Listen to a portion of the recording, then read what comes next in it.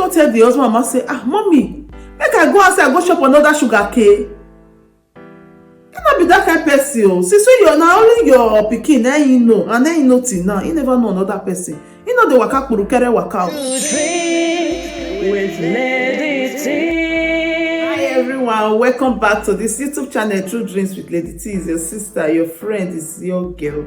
If this is your first time you just did post for YouTube or you did watch, you never subscribe, please consider to hit the subscribe button, click on the notification bell so you will know anytime we put video for here. Thank you so much for coming around again and God bless you. Thank you. So today's story matter, oh my God. Ita rapai wear cocoa shoe. Ita igele con wear bra, con wear pants, con wear socks, or yegbe or buluku or chum. Anyway, this life and some people they heartless, they wicked.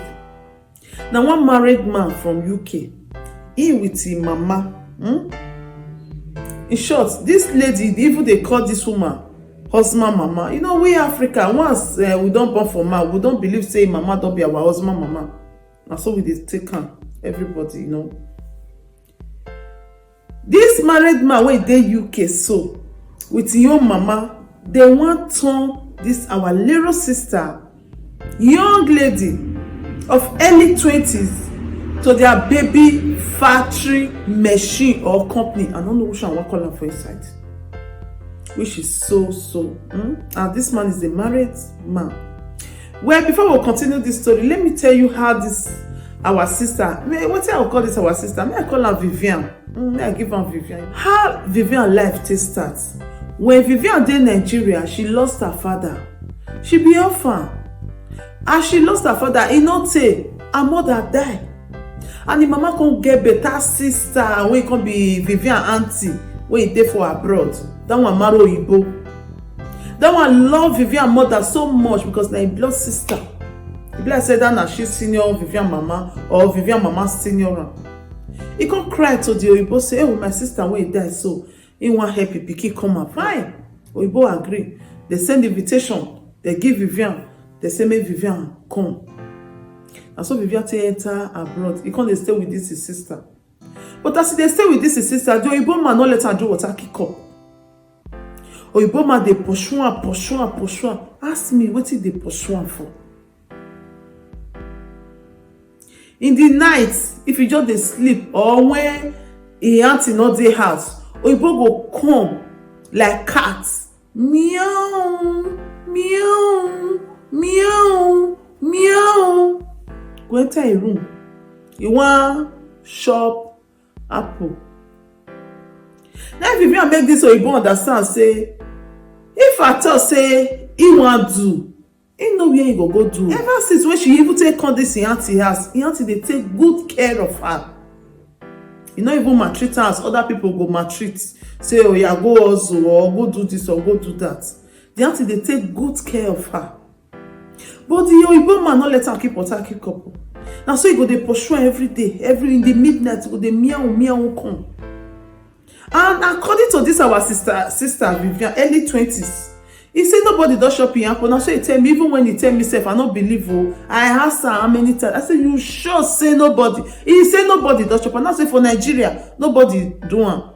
He said they not do one. He say nobody. He say nobody don't go there. Now so she tell me, oh, beer, you know they my armpits. Now wait till she tell me. Now come here, come talk. I say, eh? He say yes, so. He said, so he not agree for the man. He said the man worrying. When he become, he say he not come agree, not fit bear the house, the roof, the bone for his head. She not fit bear her again because she the reason as how she go do this kind of thing.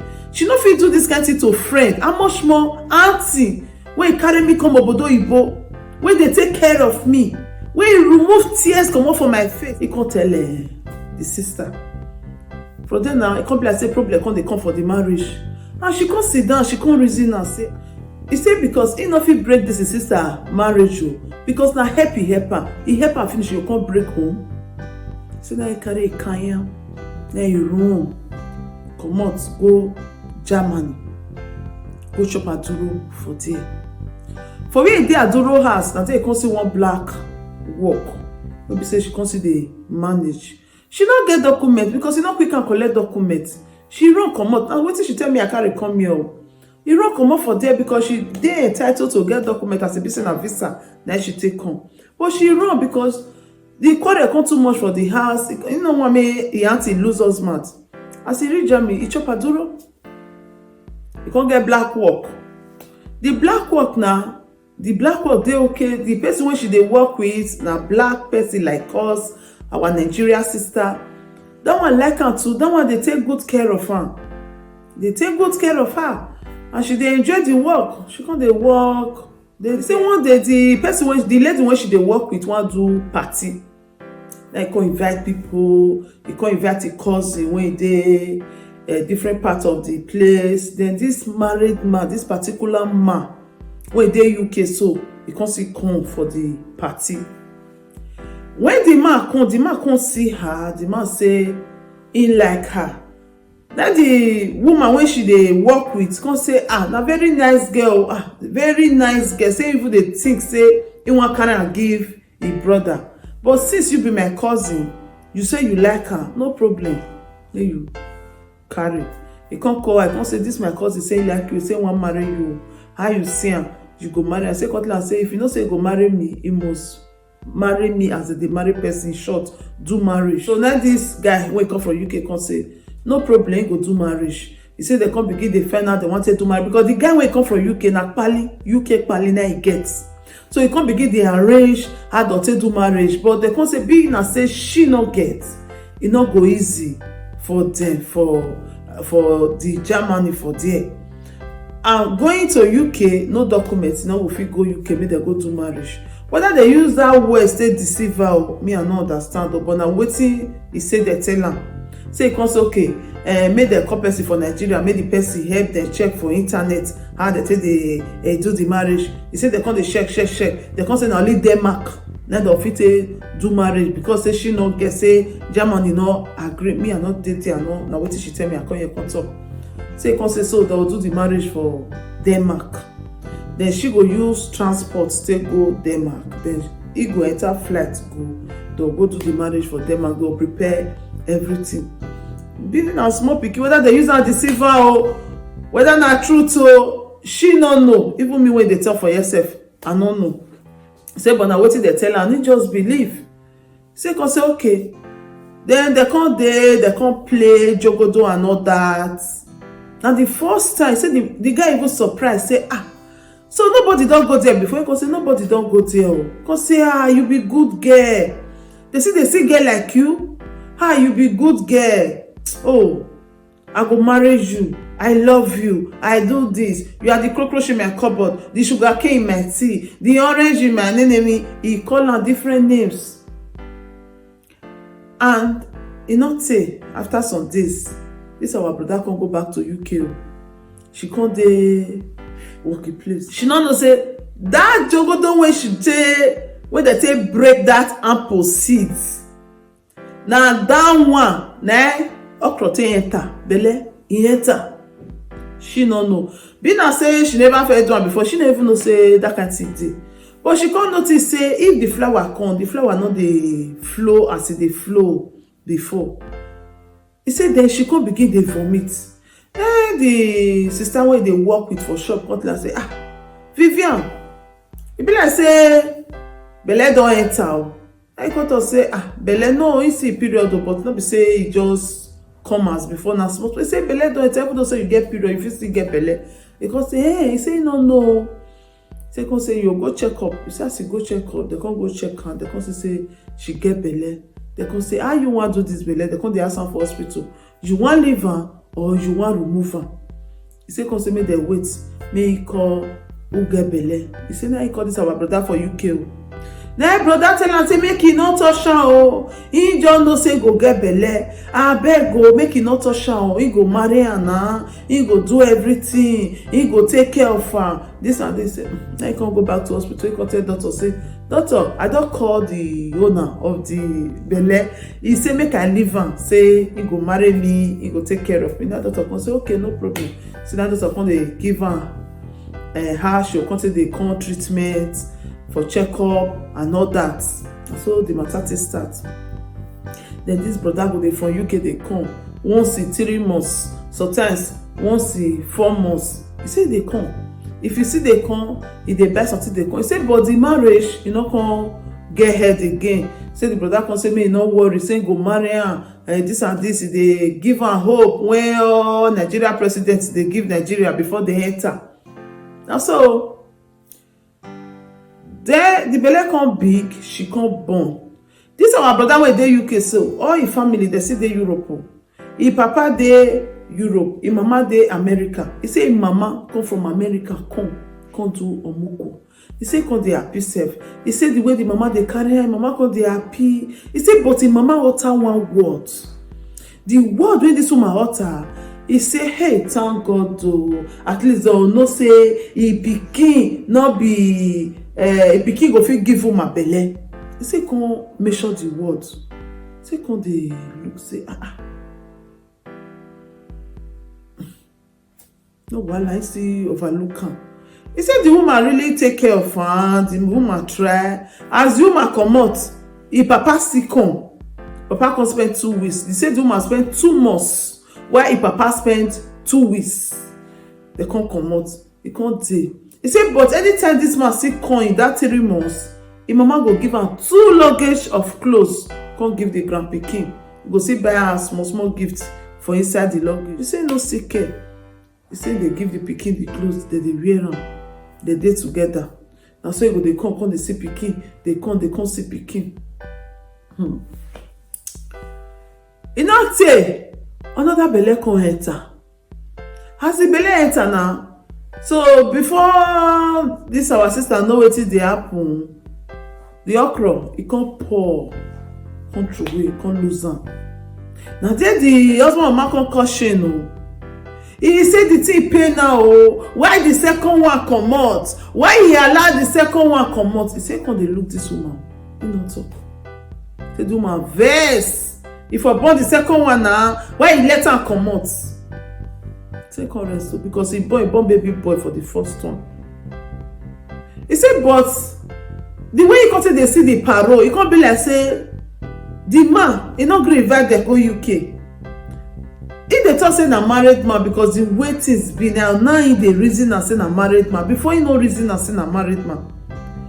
He say okay now when he born, the man come the country where she dey.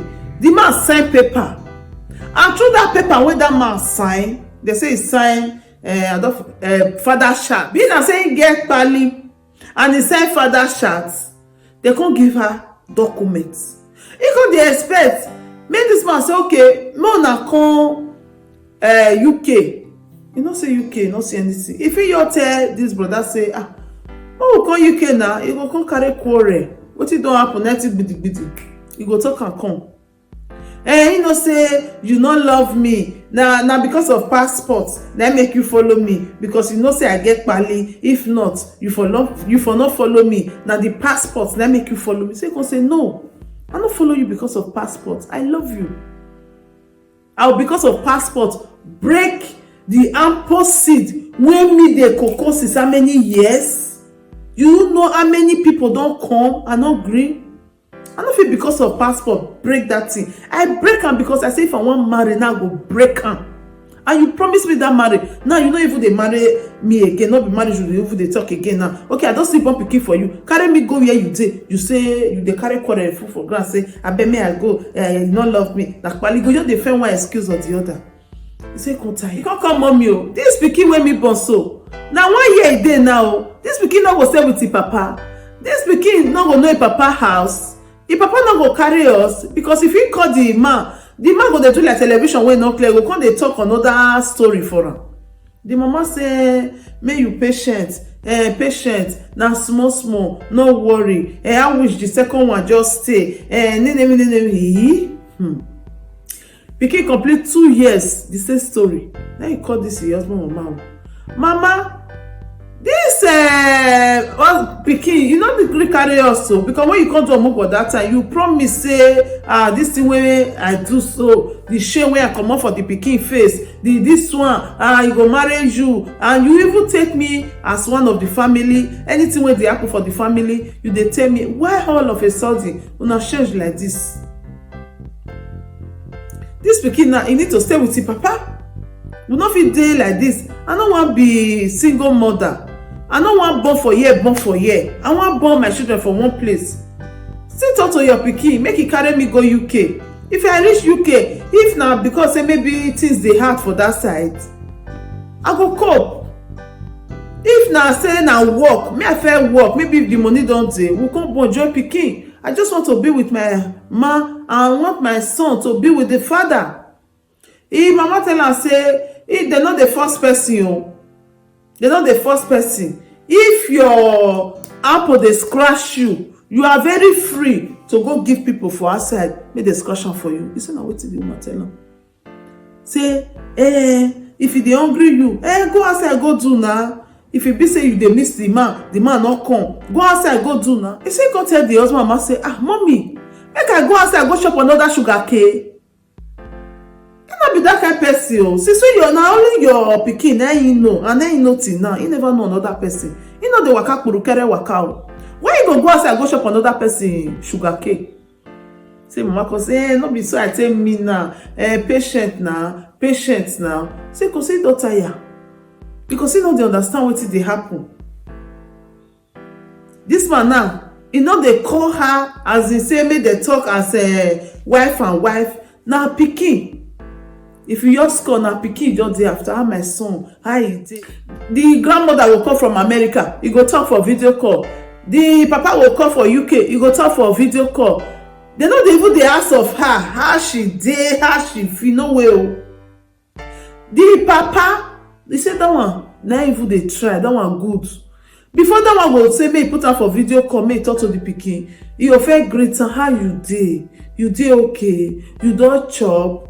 Go why you no go meet your man for UK now? You for go meet her now. Una for stay together, train this pikin together. Say go say they talk to her. Say the man go say, he no know wetin he wan talk o. Let's say the man no get say. Say go say, well my daughter, it is well. You come say okay, give my grandpikin, make I see talk to her. He say the papa dey talk well, but the mama, he say no dey talk well. Now after the pikin, let they just say the mama want talk. He no get husband o. He wey no come get husband to come. He say no understand wetin dey happen. The man not just they don't know whether she even dey exist again. Everything na that pikin. So he wan seize, maybe say they not even dey near that pikin. If na that pikin, na be say na the day after, and they go they remember the way be say e don flush. The okra wey don flush to we go say if I don't be two now, if why you care less when that one take flush. But the chicken abi the this thing wey dey lay the egg, no even dey ask of am. So no one turn me to baby factory machine, and so you can't tell them. He say the man dey tell am say the man get wife for UK. Be like say the wife no fit born. Now make them come for her. Maybe after they come for her, before the wife born, or maybe the wife never still born. Now wetin she dey reason, but she never fit get the cocoa because he say anytime when the man call, when you go dey talk to the pikin, he say woman dey dey there. Even one day, he say when he come visit them, somebody call her. He come dey tell the woman say, tell the lady say, you know if they're doing the one the sick person, they'll come they speak all this their oyibo when they speak. You know now, although they'll come they twist the oyibo. You know get wetin wan use the woman do. Na pikin carry him come. Wetin a man dey find for woman now, she not be pikin. Na pikin carry him come o. He just dey after a pikin o, make he not worry. You see now, so he come dey throw the word throw enter here. Now say you know you fit still take action for that one. He say you no fit take action now. Because na small pikin wey him be. So he wan block them now, make dem no dey see the pikin again, because e come be like say na the pikin na the day after. And this man na married man. Now say how you take know say this man na married man? How you take know? she say because if the man dey UK, if you wan send money come, e go dey send 20 pounds, 30 pounds. E be like say he and him wife for UK that they work together. So if you wan send money, the wife go tell am say abeg give am 20 pounds or give am 30 pounds. Government dey take care of them for Germany for there now. They pay am children money now. Give am 20 pounds or give am 30 pounds. You see na so they do. You say but if the man come, if you wan give am money, they give am better money. But if you don dey UK for there, e no dey call, e no dey fear, no dey let am bring money come out for pocket. You know now, we women now will say give am this one, e go reach am manage. Jealous dey dey our body. You understand? But for me, it's unfair for somebody go just take somebody pikin for granted like that. You know say you just because of pikin and you don't see the pikin, you don't even care about this lady again. Now woman she be, she get feelings, she just dey drag one pikin dey go as she young reach. Then I come tell her say, why you no talk to this man one-on-one instead of you to dey call the mama, say mama your pikin do like this. He say he can't even call the man. The man tell her say abeg go, he don free o, make she do her life o, make she waka her life o, and make he find another man o. Say na wetin the man dey tell am. He come call the mama, see wetin your pikin. Mama say na him no fit force the pikin o. Anything pikin talk na him o. Make she go find another man. Make she find another man. Now wetin they come dey talk now? So it come be like say they use this lady. E be like say maybe after this, the way this lady dey see her, because they say they care for the pikin, not be say they not care, but it be like say after this lady born, the man wife will be say he not fit born for how many years? Now she come born. So as e be say that wife don born now, the way that they put hope before now, they not come dey too much dey care. One of her uncle come even locate her, come dey try to find her number. Say they find her number since, say no see and say before he come fit get her number. No since that time when he run comot for the auntie house because of wetin happen. So she nobody fit reach her and all that. Finally, when this uncle come get her, he come dey ask her, say how you dey? He come say he dey fine, he don born. He come say, you don born? Which man you born for? Where the man? Now I come tell her, say see wetin dey happen. Then the uncle come say he need to talk to the family. But when he talk to the family, they're not ready. They're not ready for marriage. All they want be say that pikin and the day after, and not be waiting. They tell her for the beginning. He say because when you go doctor place for that beginning, that's what I say, you get chances to remove her, because according to the way me they say European this thing, like say now 3 months now you get to remove the okra or no. Doctor they say you want remove her or you want leave her. Now she come to us say make she call the owner, and when he call this guy beg, say I beg. Now waiting they find he need down, you know. But right now, I don't know wetin una reason about this topic. Wetin you see? Make she see they allow the grandmother and the father. That is not the grandfather. I say because the grandfather, that one he already saying go accept that one. Because it be like say the pikin, the guy, not the pally with the father. Blessing that the mother, not the pally with pass. Yeah, now wetin she realize, or now wetin she know. So wetin she dey reason now be say make she still allow these people see they call this son wey they need, and now her life don baje. I pray may her life not baje. Now the baby father say make she go look for another man, say because of the policy they talk am, make you go look for another man, she's free and that. Even the mother said the same thing, but the way that they talk am, they use the talk as if say e easy, because she not bargain for this kind of thing. She not bargain. She not want this kind of thing. Now marriage, now you tell this brother for the beginning, and the brother senior and well. Now marriage, now you tell for the beginning, but he not married. Because he born pikin put, he live on like that. You know, not be so they talk am. Wetin person no expect for life, that person they see. Who get head, you no get cap. Who get cap, you no get head. Wetin you just say you no want, na person dey come see for front. Why? This little girl tell you before you enter there, say see wetin you want. You promise her even now you dey tell am say make you are free o, carry mouth no problem, you are free o, because you don get wetin you dey find. Because she don born for you, maybe probably your wife wey never fit born for how many years don born for you now. That's why every time people go dey laugh person say e born for here, e born for here. Nobody know how the story take start. Nobody dey there know wetin happen. But tomorrow now, this little girl now, they go dey laugh am. Say as e take start in life, as you small reach, you don born how many years?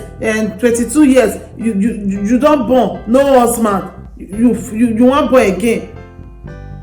They don't know wetin she don pass through. With this story when we don talk, so many people, their story sef even worse pass this our sister own. I know say some people dey do their own out of ignorance, so why some na mumu dey make dem do their own. But this our sister own, na wetin she no want, na wetin she dey see now. So wetin you reason with this our sister? Make she allow dem dey see this pikin, or make she just carry her pikin dey train her, because the relationship dem don already tell am whole her say e no dey work, make e go find man, and e hard for her to find man. You know, dem dey always dey talk and say a woman can never forget a man that is virgin her. E no dey forget. And once man wey e fit enter there, for there to go back to another person, e dey hard. E dey hard. But once dem don start am. But to go back, she say she has never cheated on him. Even all this while wey be say the pikin dey 4 years now, even all this while wey be say e no dey around, she has never cheated once. So now this our sister story, wetin you think? May you allow dem dey call this little boy, or may you just let dem go and go like that for wetin the pains wey dem put inside her? No be wetin she want. She be orphan. She be orphan. She want a good life for her son. She want the son to be with the father and the mother together. Make two of them train this pikin together. Now wetin she wants? Na document dey wey be say if you invite dem come and all that. But no way, because e get cockroach for cupboard for that side. So wetin na reason? May allow dem see they continue to dey call this little boy, or may just let them go like that, then she face her life. Now God can't wait till the future get for her. So my lovely people, what you think about this our little sister story, and what we got to learn from this story? Please, I beg you, just drop your comment down there with the watcher. I beg. So thank you guys for watching. If I use any word when person not like, I beg throw away the word, take me enter house. That's why I'm your sister, I'm your friend, I'm your girl, I'm your pikin. True Dreams, Bright Life with Lady T. Please, if you have not subscribed, use this opportunity to hit that red button and click on the notification bell so you will know anytime we post video for here. Now story we dey talk for here. We are not here to talk. We are here to say story that will change life, that will touch life. If you want us to share your story on our page, on our YouTube channel, contact us. Our number is down there below. Share your story so that other people will learn from it. A problem said is a problem half solved. Don't say you don't want people to laugh at you, so you will not say your story hard. That thing where they chop you inside body, you will not say it out. Remember, anybody when hide the sickness, if they hide that is not your portion in Jesus. And also remember, person when they laugh and person when they cry, which one better pass? If they laugh you and you see solution to your problem, which one better pass? Please share this video to all your social media network. If you are sharing our video, you are supporting us. So I always pray for people that are sharing our video, that as you are supporting us, Almighty God will send someone that will support you, that will support your children, support your generation in the mighty name of Jesus. If you call one, thousands will answer you in Jesus' name. Amen. Thank you so much, guys. Thank you. I'll see you on our next video. Our next video is going to be live, I think so. No, maybe I will upload one story. I don't know. Anyhow, see you on our next video, and be with us on live screen on Sunday, every Sunday between 6:30 to 7 o'clock. We dey always dey live here with the chuku the matter, and people dey call in, they say their opinion. You go learn from inside. Join us and tell your friends to join us too. Thank you guys. I love you guys. Thank you, and see you, and ciao. If there is anything that is bothering you, my friend, if there is anything that is bothering you, my friend, please say it so others will learn. Bring it to true dreams with Lady T, and God will be your strength. Bring it to true dreams.